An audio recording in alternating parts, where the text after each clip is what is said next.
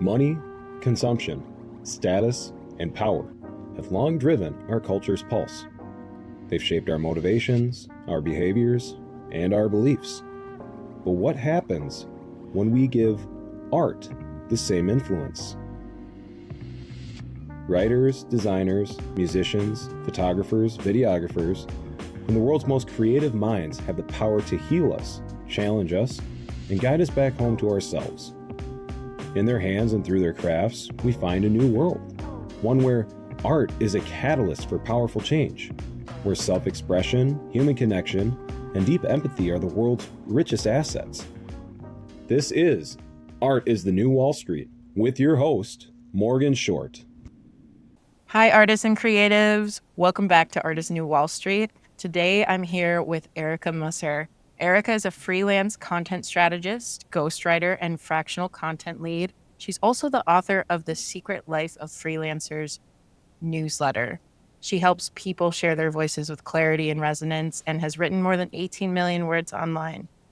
After a few years in the nonprofit world, Erika made a leap into freelance life and is building a business rooted in creativity, autonomy, and impact. And beneath all that, Erika has a brain wired differently. Erika was recently diagnosed with ADHD as an adult, and it's transformed the way she understands herself, her creativity, and her work. So we'll talk with her about that a little bit later.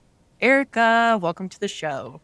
Hey, thanks. Also, that was beautiful. Oh, thank you. So let's start by getting some history. What led you to leave your job in the nonprofit world and then take a leap into freelance? Yeah, I've been reflecting on this a bit today, actually, because I think even before I can say the words like take a leap into freelancing, I've been freelancing forever. I just didn't have a word for it. But even back in college, I would take on little side gigs to help friends who happen to be business owners out, or I would write newsletters for different nonprofits that I cared about. I wrote for the school newspaper, like those kind of little things. I didn't call myself a freelancer. So I have been doing it for a while, but the tipping point that made me realize that I wasn't at the time super cut out for traditional work was when I was finding myself in my early 20s. I think I was 24, so I had been out of college for 2 years at that point, and I was doing work that I loved for nonprofits. I was like in marketing and development sorts of roles, but I was like a lot of young 20-year-olds, burning myself out, just grinding away, working 50 to 60 hours a week, trying to prove myself. I remember one conversation with my husband specifically after I had just worked a brutal week, and he said he felt like he didn't have his wife anymore. Man. Just because I was like, would be working all day, and then when I was home, I was thinking about work, and then I would go to bed early and get up early and do it all again. And I thought that was pretty telling if he felt like I was disappearing. And yeah, I don't know how much of the actual role I was in, how much I should even say, but it was just a really heartfelt role where I worked really closely with women who were recovering from addiction and reunifying with their children. And I couldn't separate being their friend and helping them and being almost in a social worker role, even though I wasn't a social worker. I didn't know how to not blur those lines, and it just wasn't a healthy boundary. But whether it was nonprofit work or traditional, corporate tech work, I think I probably would find a way to do that no matter where I am. I was blurring the lines of work and personal life way too much and couldn't stop working. So I needed something more flexible. Yeah, something we talk a lot about on this podcast is shifting definitions of success. So I'm curious to learn in your young 20s what you thought success meant. And then now, especially in building your freelance business, what has shifted? What's different? How do you view success now? Oof, that is such a good question.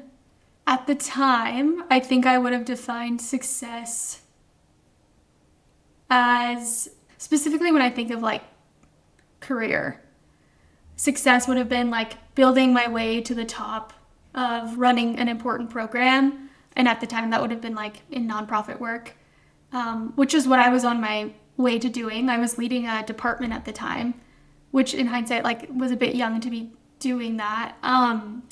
But yeah, I think that's what it would have been. It would have just been like climbing whatever ladder was in front of me. I, for some reason, wasn't very concerned with pay. Yeah. Probably because I was in the nonprofit world. And, you know, like, there's lots of like toxic money things we can believe as women. But yeah, I think that's what I would have defined at the time. And now I define success as how much time I can spend with my family, what kind of impact I can make in work in as little time as possible, working for good companies and kind people.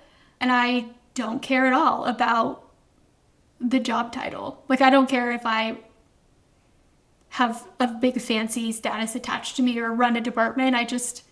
It's the time outside of work that I care most about for sure right now. And I have a 3-year-old at home, almost 3-year-old. So, I mean, that's a huge part of it right now too. Yeah, I'm excited to ask you a couple questions about motherhood and building your business as well.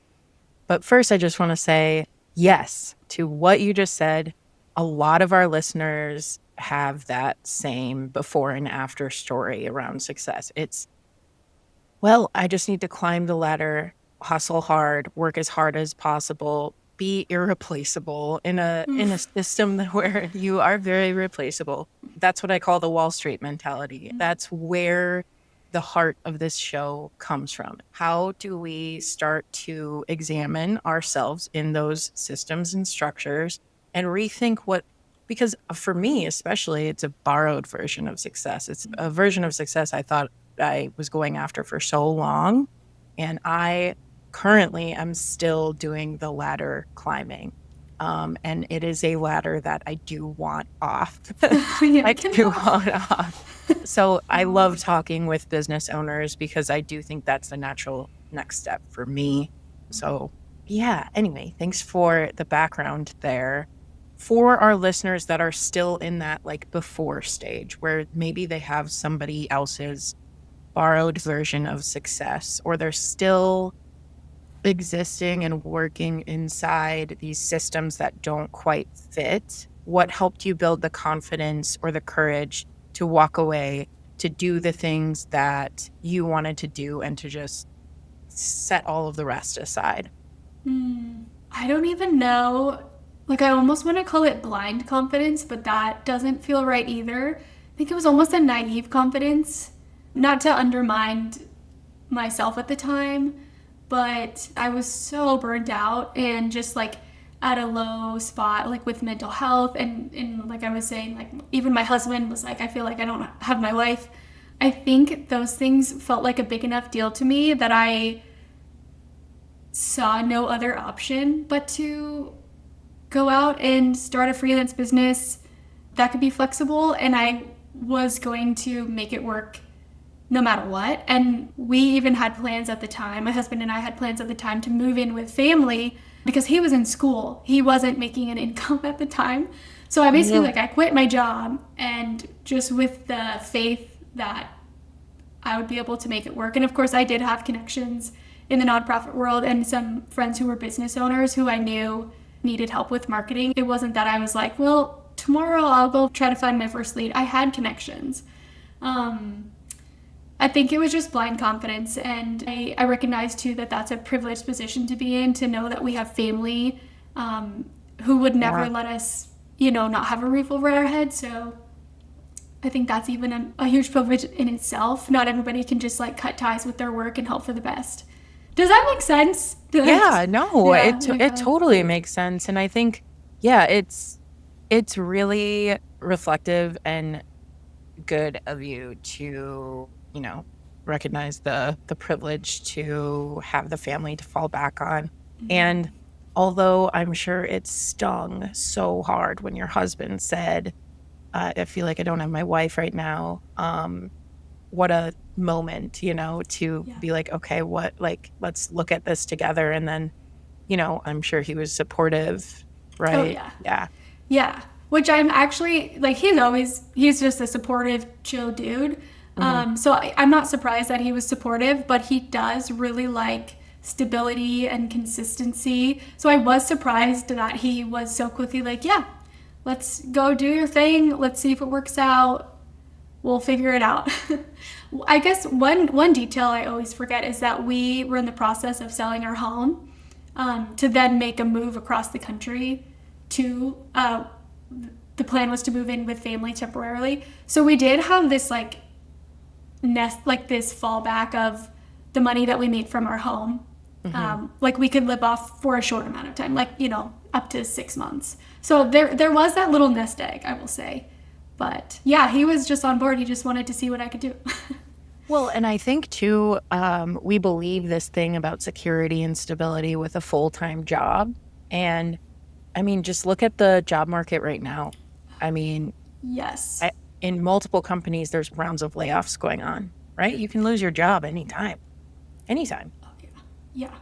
Choosing this path and building a business for yourself, you can create stability out of that too. Obviously, like the market and business becomes slower and, you have your ups and downs in business. I think about that all the time. If you are running your own business, like you learn to be flexible, you learn to figure out how to go out and get leads. And, if I were to lose all my clients today, I mean, it would be a bummer, but I would have the skills and the know-how to like figure it out versus friends who maybe they have been laid off or have quit their jobs and all they have to support them is like a job search and, doing traditional interviews and stuff. And that's not as stable as we like to think it is, unfortunately. Exactly. Yeah. I started to say this in your intro, but can you share a little bit more about what it is you do and how you do find that work?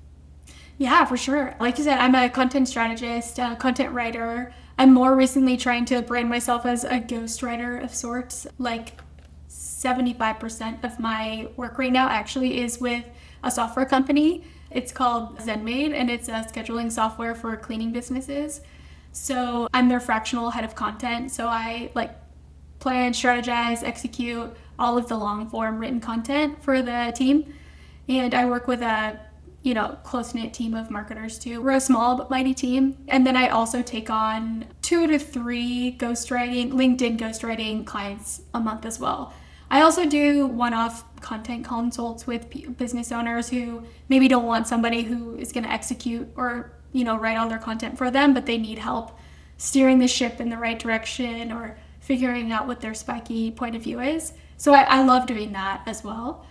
And so even just saying that, like admitting that most of my eggs are in the ZenMaid basket, even before I went almost in-house, but I'm still technically a contractor for them.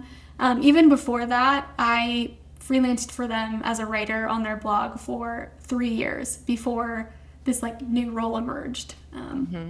Yeah, but ZenMaid doesn't even feel like a traditional job in any way because we are all contractors. Well, most of us are contractors. We can work any time of day. The hours we work doesn't really matter. It's more of the deliverables we complete every month. Right. And so I still feel very freelancery. And you like that? You like the freelance? Yes. Yeah. I need the flexibility and I like being distanced from the corporate feel for sure. Yeah, definitely. Yeah. For those that don't know what ghostwriting is, can you just share a quick little tidbit of what that means? Yeah, the way I define it is in the context of writing content, I essentially will take interviews that I have with people and take their exact words and turn it into long form content currently on LinkedIn. But ghostwriting also can look like some ghostwriters write memoirs for people, some maybe focus on email marketing. There's a lot of different avenues for ghostwriting you can take. My specialty is LinkedIn. Right. Awesome. For me, ghostwriting is, learning the person and then being able to accurately write on behalf of them in their voice. So have you been enjoying the LinkedIn ghostwriting? I love the ghostwriting. LinkedIn is up and down. It's a beast. LinkedIn is a beast. I weirdly though, most days I really love LinkedIn. I think the algorithm changes are annoying, But I think, with any platform, kind of have to ride the wave. I never thought my specialty would be in social media because I did start out as a longer form content writer. But I've just really come to love it over the last couple of years. I'm not married to it though. And I think that's something too that I've had to kind of adopt as a freelancer is the reason why I like freelancing is because I don't feel pigeonholed into one thing. So it's LinkedIn ghostwriting today, probably next year as well. But I'm not holding on to that as my niche service by any means. Yeah, definitely. It's funny you said I never thought that I would be in social media. I got my start in content as well. And I, as a content specialist, I wrote a lot of long form ebooks, white papers, blogs. And the line at this point in 2025 between social media and content is so blurry because we have to make so much native content for all the different platforms. I just find my brain, I've always worked as a strategist too for the last 10 years. And it's I'm thinking about social almost first before I even think about the piece that I'm putting together. So I actually think it's a super natural extension of the work that we do in content. That is so true though. And I had a similar evolution, starting with ebooks, white papers, just really long form stuff. I almost thought I used to think too that it was more, this is so embarrassing to admit, but more elite maybe than social writing because I wasn't, I don't know if this is the right thing to say, but I wasn't just writing captions on Instagram, not that there's anything wrong with that. But now, it definitely is. It's almost a social first, just with the changes in SEO and algorithms, Google, social is content. Yeah, I understand. I shook my head yes when you said elite. I think, it's it feels more pure to what I want to be. But I have the utmost respect for social media managers and coordinators, even now more than ever, because it drives me nuts when companies also will just be we need to do social, and then they hire an intern to do social. We got to invest in these channels. Yeah. I really want to have some time to talk about your ADHD diagnosis because I think so many creatives are dealing with this, and adults are finally being diagnosed with ADHD. So I just have so many questions for you on this. Tell me the story of when you figured this out and what shifted about your understanding of yourself after. Yeah, and I don't at all want to try to act like I'm some spokesperson for ADHD as well, because I still am in very much the beginning stages of learning about it and understanding all the terminology. But I mean, as a person with ADHD, I've always had it. That's probably obvious now. But I started getting ADHD content fed to me in my algorithms actually a couple of years ago. I think a lot of women, at least in my circles, did, because it just started being talked about more. And there's a huge percentage of women who are undiagnosed, even as adults.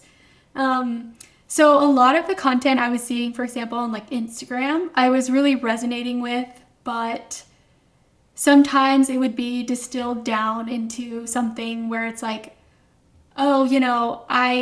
can never find my phone. Well, a lot of people struggle with that. Or my attention span is so short. Well, a lot of people's attention span is short. It's because of social media, honestly, and a lot of things like that. So I kind of started suspecting ADHD, but then second guessing it because, again, everybody struggles with these things. It's the 2020s. Everything's kind of a shit show. But then I got pregnant, I had my baby, and after I became a mom, I just felt like my brain left me, but not in the normal way. A lot of new moms and new parents are, sleep deprived and scattered and stressed out. But I felt like mine was a different level. I just couldn't figure life out. I couldn't figure out how to do simple tasks make a grocery list and go to the grocery store and get what I need and come home and make dinner.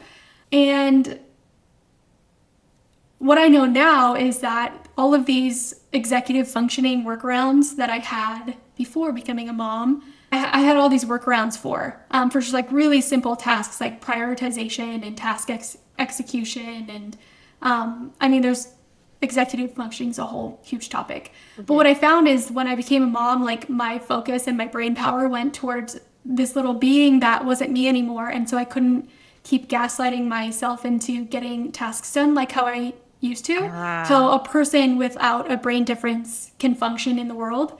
But that was when I started realizing, okay, something more is happening here. I'm not just like a sleep deprived, stressed out mom. Like my skills are gone. So there's different kinds of ADHD. Yeah, like depending on who you ask, there's some people say there's 2 different kinds. Some people say there's 3. Most people will agree that ADHD is usually a mix of the different kinds, but the main prominent ones are hyperactive and inattentive. And mine is more inattentive. So while I do have some hyperactive tendencies, like right now I'm playing with Play-Doh during this call so that I'm not like jiggling my leg and like, bouncing around. But that's just a really tiny example. But the main one would be inattentive, which goes most undetected, especially for girls, is because those are like the little girls sitting in the classrooms who are looking out the window daydreaming, but they're not necessarily the ones disrupting the classroom and bouncing off the walls and like that traditional like little ADHD boy that like the stereotype that we all think of. So that definitely was me. Like I always performed well in school and worked hard to get good grades, but I never paid attention in class. I was always in my head daydreaming and would have to do the majority of my work and catch up at home. But it was really important for me to, get good grades and like look like I was doing the part. Meanwhile, I felt like I had friends who could barely put any effort into school and still get all A's while I was like scraping by. But yeah, that's just one example of inattentive. But an inattentive ADHD person also has really big emotional dysregulation is really big. Okay. And so we have often a sensitivity to rejection more. So we might get our feelings hurt faster, or somebody might make just like a really quick comment about, just giving us some simple feedback, and maybe we'll internalize it as rejection and play it through our head and ruminate on it all day. How have you taken what you've learned about yourself and navigated through your business? And have you changed things since learning this about yourself? I think the only thing that I've changed as far as like operating things is I don't feel any shame anymore for doing things a bit differently. So like one example would be if you've spent some time in the entrepreneurial space or freelancing or business in general, people will say like the riches are in the niches. Like you need to find your one thing and, double down on it, become known for that one thing. Well, I've never been able to do that because I have so many interests. I'm really multi-passionate. And I really started embracing the idea recently that that's okay. So even though right now I'm like, I know, it's really freeing. And I wish that it was talked about more, because I suspect that a lot of freelancers, our brains are like maybe a little different. There is some statistic, like 80% of entrepreneurs have ADHD. But I stopped caring as much about, that traditional advice. And I started being like, cool, like the niche is me. I'm going to bring myself to the table. I'm going to let my like passions and interests swerve as I do throughout my life. Yes. A word was coming to my mind and I'm Googling it because when I heard it, I was like, that's me. I think about this all the time. Niching down is something, even like when I was starting this podcast, I was like, I don't want to do, like, I just want to talk about creativity as a whole. I don't want to be in B2B SaaS. I don't want to do content marketing. I'm also a poet. I'm also a writer. I also really love astrology and like cool stuff like that. I don't want to niche down either. I have such a resistance to it. And that advice is so prominent. It is the first thing. Like I was in a mastermind group last year, and in that group and then in 2 other courses that I was taking, niche down. You got to decide what you're for, stay in that lane, and that's how you grow. Right. And I think that there are alternative ways. I think that everything, like there aren't blanket statements. The word I was looking for and reaching for was multi-potentialite. Have you Ooh. heard this before? No, but I might be obsessed with it now. Yes. So a Multi-potential. multi-potentialite is someone with lots of interests and creative pursuits. Okay. And when I read it, I was like, oh, I think that's me. I thought about making like my tagline for a while, like gone nicheless. Like I don't have a niche. Yeah. But I'm also not in business all the way for myself yet. I have like my LLC started and I've taken some consulting on the Ooh. side. Um, and it's the plan, but Yes. uh, Wow. we got a lot of things going on over here. I love that. Multi-potentialite? Is Yeah, that? multi-potentialite. I want to do some more reading on it and what's different about that compared to just like a multi-passionate human being or just Yeah. human in general. But like a quick Google search, which I have up right now, says someone who has many different interests and creative pursuits, often exploring multiple passions and professions over their lifetime rather than specializing. And the term was popularized by Emily Wapnick in her TED Talk, Why Some of Us Don't Have One True Calling. I Um, need to listen to yeah, that TED so do Talk. I should go listen to that too. I'll put it in the show notes. Yes. And what's coming up for me right now too is, have you ever heard of human design? I have. I haven't. I Okay. don't know much about it, but I've heard of it. Yeah. Okay, so you have manifestors, you have generators, you have manifesting generators, you have projectors and reflectors. Manifestors initiate and announce their intentions, their strategies to inform, and they're known for having a high level of independence and individuality. Generators possess a strong and enduring life force energy, making them reliable and steadfast. Uh, my whole point of bringing up human design is that I think that when you are a generator, the world is kind of set up for you a little better. Like the structure of our society that we've set up, if you're able to do one thing and one thing really well, that's kind of in the structures that we've created, right? Yeah. You're The kind of world is able to, built for you. yeah. And so when you have lots of passions, I think it's just you have to choose a different path that we aren't necessarily taught in school. We aren't necessarily taught in corporate. It's a much different alternative path is what I was I trying to love bring that. now that I'm on this Yes. whole rant. So I don't know if No, any of that resonates with you, but yes. It yeah. does, because like we were talking about at the start of this, if you want to take the traditional success path, you do XYZ things, the generators will love that path. They'll thrive in it and, maybe become a millionaire in it. But then there's a huge amount of like underrepresented people. I'm not saying that I'm not calling myself that, but there's a lot of creative people out there who don't find themselves going in that upward trajectory and like enjoying it and feeling successful in it. So we get to kind of redefine it.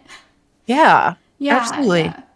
Let's talk about ADHD and creativity. So you've called ADHD a creative superpower when it's well regulated. What do you mean by that? And how does it show up positively in your work?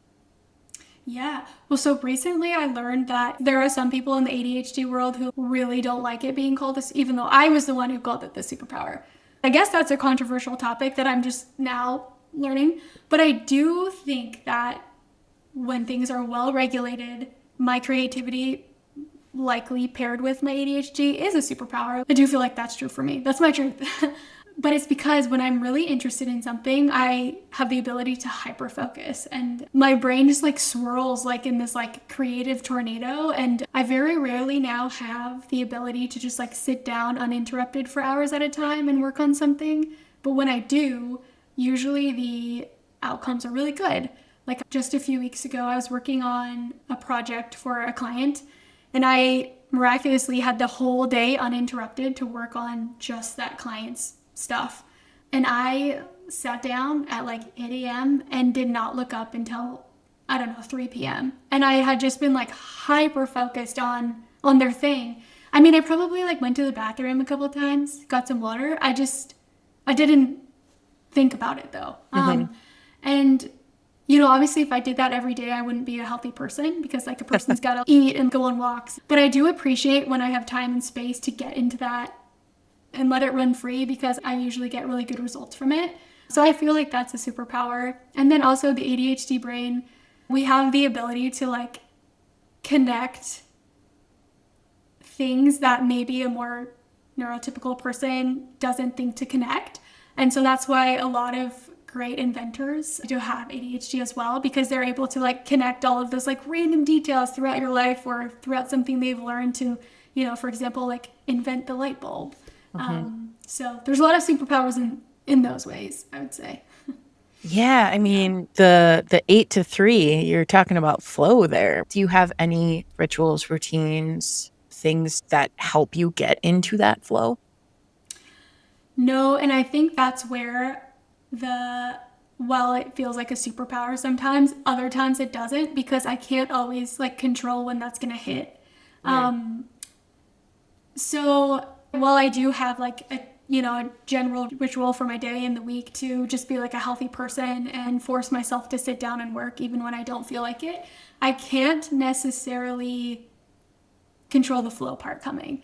But just like as a general day, like some things I would do to make sure just like as a creative person in general, like I love when I can, wake up a little bit earlier than hopefully the rest of my house and get some coffee in me, go on a walk, try to read a little bit before the day really starts. I find that really refreshing. I have to make sure I get a walk in during the day too. Ideally with some vitamin D from the sun, which I live in Yes. Seattle. It's not every day.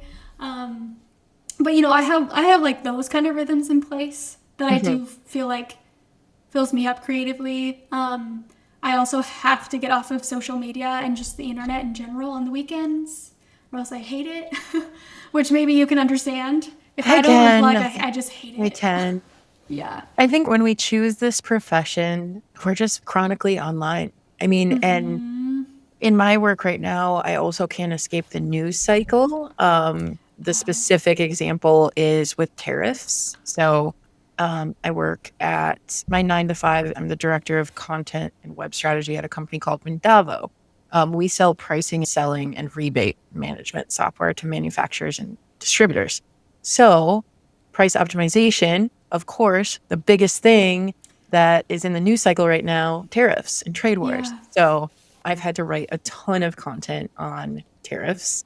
Fun. And so, yeah, so like, it's just when you choose a creative profession, you have to decide how much of your creativity is actually for sale. Like, how much of your, right, like, how much of your creative energy you're allowing this transaction to take from you.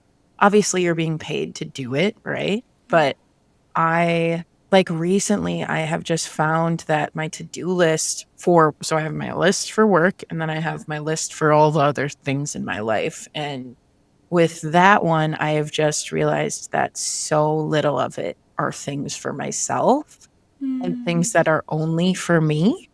I keep thinking about ways to monetize everything. And it's just like, that's your ticket to Burnout City, Yeah. you know? That is so true. And like how we're talking about, like, this traditional corporate path can lead to burnout. So can the creative path. I'm really glad you brought that up because, yeah, how much of our creativity is for sale? There is Yeah. a line. Oh, I love that. So what's your creativity that's not for sale right now? I mean, there's. So I have stopped sharing my poetry. So I shared it a lot on Instagram. That's how I found a publisher. That's how I got published in multiple anthologies and then a collection. And right now I'm not sharing that. Right now it's just for me. Not even sharing it online, which feels good. Yeah. Being unavailable is actually so sacred. Like we forget that our lives were not meant to like be on display for the whole world to see online. So going on walks, you know. But here's an interesting symptom of that, of wanting to monetize things, is then suddenly my creative play ends up as a to-do list item. Like, oh, better read my book, add that to the to-do list. Better got to read my book Shoot. club. You know what I mean? Yes. Yes, So I do. so I definitely don't have it all figured out, but it is a reminder for those listening. Think about the systems you're actively part of. And all of it is energy exchange. You're trading your creative labor for money, which is fine. That's how you survive, right? Yeah. But as creatives, we entered this space so that we could practically apply the thing we loved doing. You know what I mean? Right. I love this. What comes to mind here is here's an example of like when I did feel a little bit of freedom from burning out my own creativity, but it's something as simple as I raised my prices pretty drastically a couple of years ago. And as a result, I had to do way less output. And then my income went up, which I do have income goals and I want a comfortable life and all those things. While it's not my main driving factor, that act though of raising my prices on my services gave me more freedom and space in my life. However, it still has to do with monetizing our creativity. So it doesn't solve that problem, but it did give me more breathing room. I don't know. I don't know what the answer is there. I think it did. I mean, I think you just valued it higher, and that True. and people pay millions of dollars for art. It's part of our society, and unfortunately, for the most part, you do need money I know, unfortunately. unless you go off grid. I think that pricing our work is such a weird concept though of as creative people, because then you get into weird questions of like, how much am I worth? Well, this isn't me, but it is a creation from me. And yeah, the lines can get really blurred, I guess, no matter how you slice the pie. Yeah, that can be another entire episode, is pricing as a creative. Yes. Yeah. Oh my gosh. This made me think of, so for the first time, I submitted a personal essay to Business Insider and got paid for it.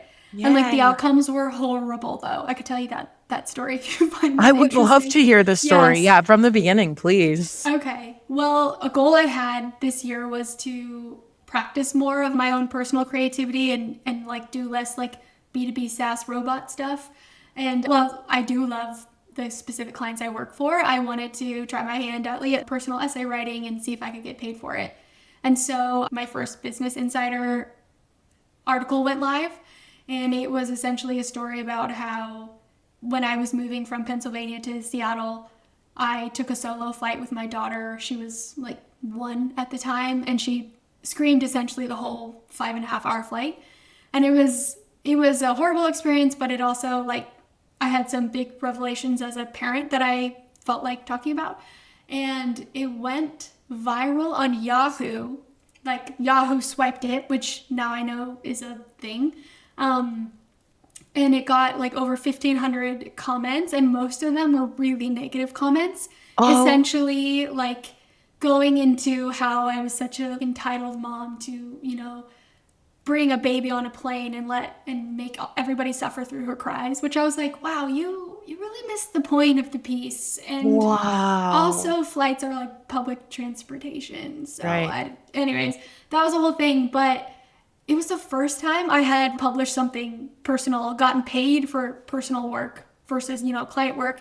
And I realized like, yeah, I don't actually know if that's something I want to continue with, because my personal stories, I don't feel like are up for debate. I don't know. I'm still figuring that out.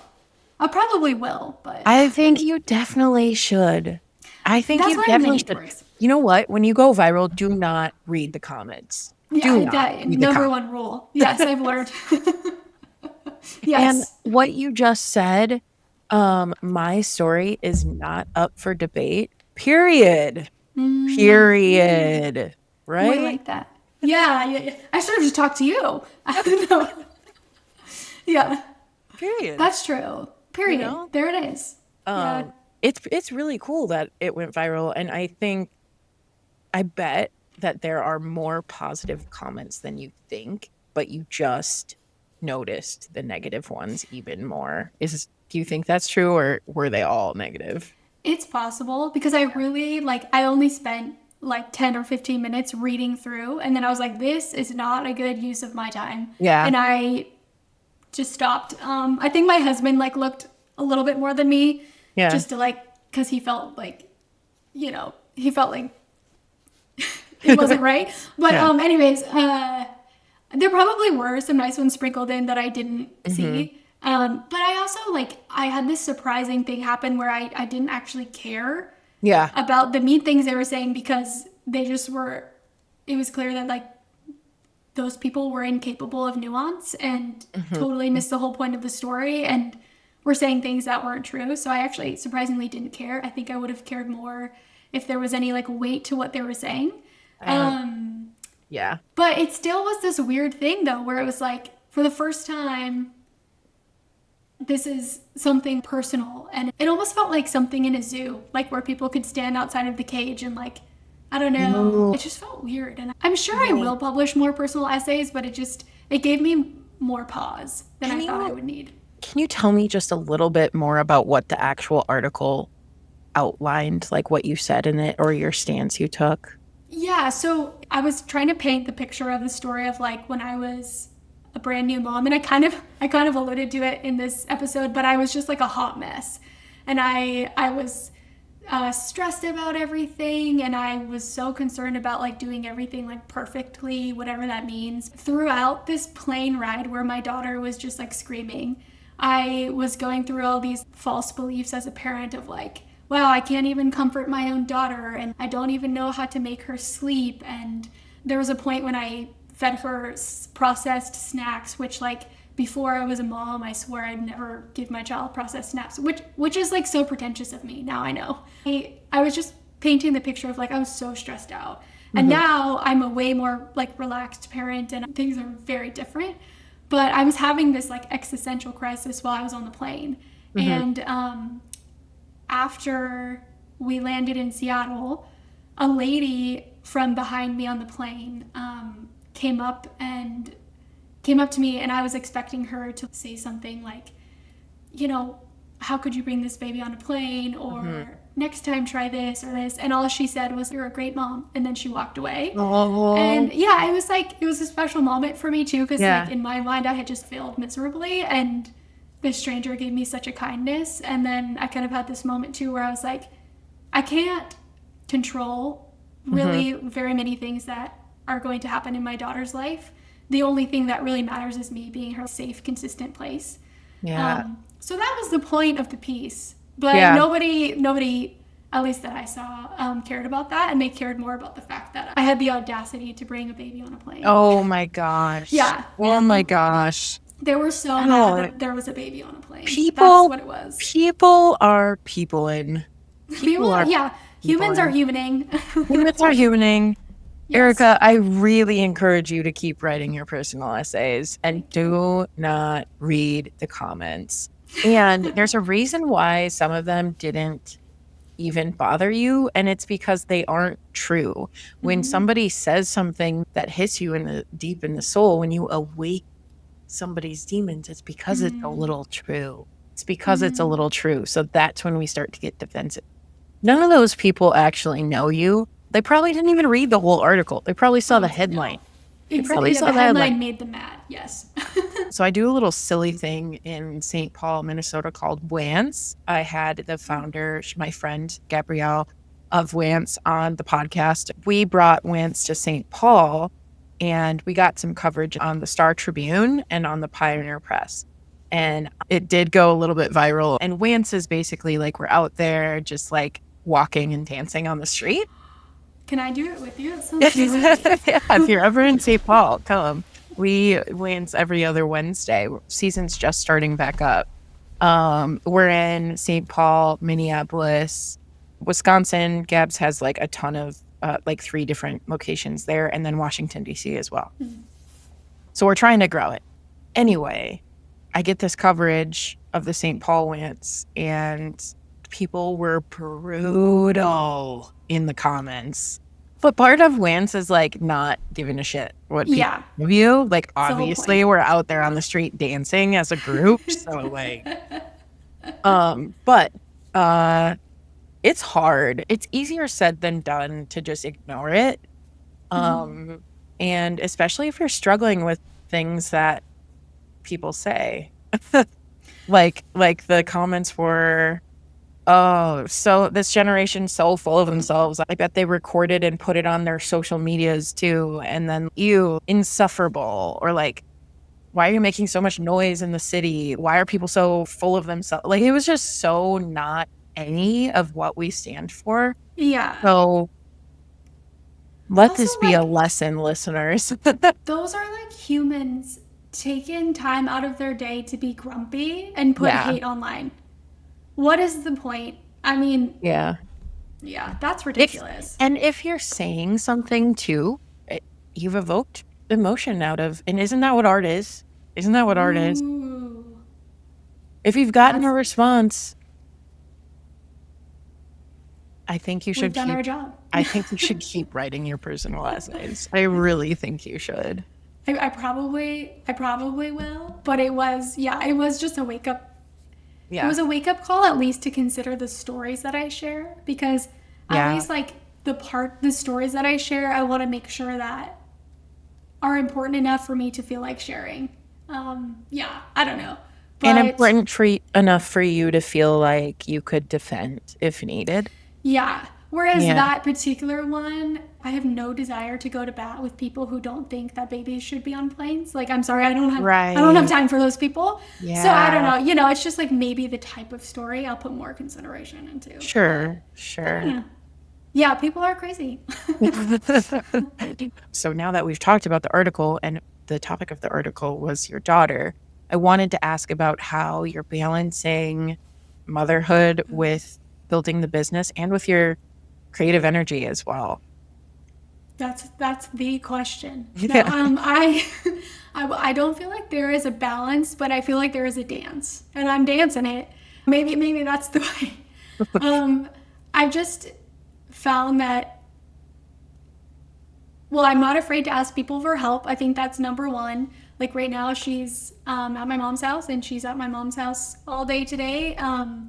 You know, so that I can focus and get work done. I think the hardest part is every day is so different with a young child. Like, you might be up all night with a kiddo with an ear infection, or I don't know. There's just a million things that could happen. And so I think that's another reason why having a flexible job right now is, like, I don't know how else we would be able to live in Seattle. Otherwise, because childcare is so expensive, rent is so expensive, I don't know how we would do it another way. Yeah. But, yeah, I think that's kind of a non-answer, though. I'm doing the dance. Every day is different. I try to have as much consistency in our schedule as we can, but I don't know how people do it when they don't have flexibility. I'm baffled by that. At least like with the cost of living and how everything is set up. That's not really a good answer, but it is a good answer. It's actually a soundbite. When you said it's not a balance, but it's a dance, I'm like, we're clipping that. It's a dance. Yeah. Okay, so outside of building your business and being a mom and being a wife and all of the things we've talked about so far, what else do you enjoy doing, and how do you keep your creativity flowing?